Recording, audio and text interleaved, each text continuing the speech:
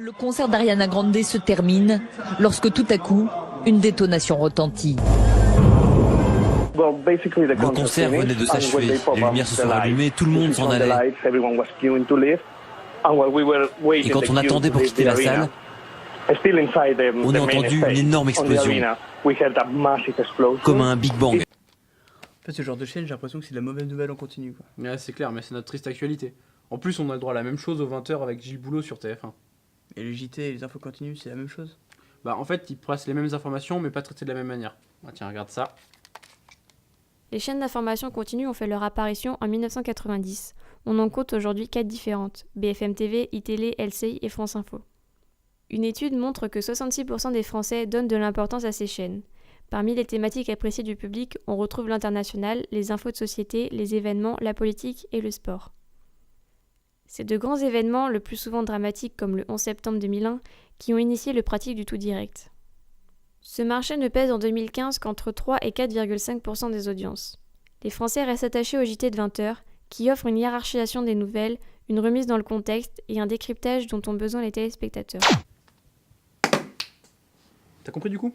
Oui, et puis c'est vrai que je préfère la JT aux chaînes d'infos continues, c'est plus clair et plus précis. Ouais, mais ce qui est marrant, c'est que du coup, les gens qui les regardent toute la journée, au final, ils ont les mêmes infos à 20h avec Gilles Boulot sur TF1.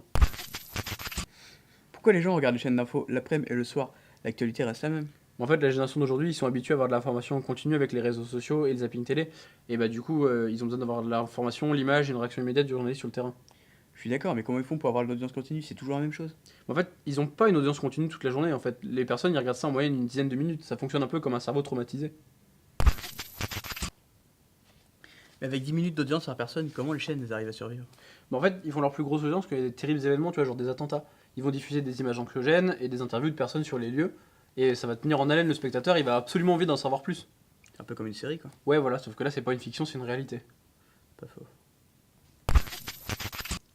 Mais ce qui est bien avec le direct, c'est que tu vois tout en temps réel. Alors oui, mais non, parce que la plupart du temps, les journalistes, ils prennent pas le temps de vérifier leurs informations. Comment ça? Bah, ils vont même jusqu'à pousser et à interviewer des personnes en état de choc, en état de traumatisme sur le lieu de ce qui se passe. Ce qui veut dire que ces personnes, ils savent pas ce qui se passe, ils savent pas de quoi ils vont parler, et s'ils revoient les images après, ça peut être super traumatisant pour eux. Y a pas des organismes qui existent pour surveiller ce qui est dit à la télé? Ah si, il y a bien le CSA, mais c'est super compliqué de savoir ce qui va être dit et filmé en direct. Après, ils ont aussi le dilemme de savoir s'ils vont laisser les gens parler, savoir si les informations qui sont dites elles sont bien vérifiées, mais surtout de savoir s'ils doivent laisser les enquêteurs faire leur travail. Y a pas eu quelque chose comme ça avec Charlie Hebdo en 2015? Si justement, il y a la femme d'un otage en fait qui a accusé la chaîne d'avoir divulgué des informations qui pouvaient mettre la vie en danger de ses otages dans l'épicerie juive. En fait, ils avaient dit qu'il y avait des gens qui étaient cachés dans la chambre froide de l'épicerie, et ça, ça craint. Y a pas une chaîne d'infos politique en continu? Si, il y a bien Public Sénat, mais ça c'est pour regarder des gens dormir.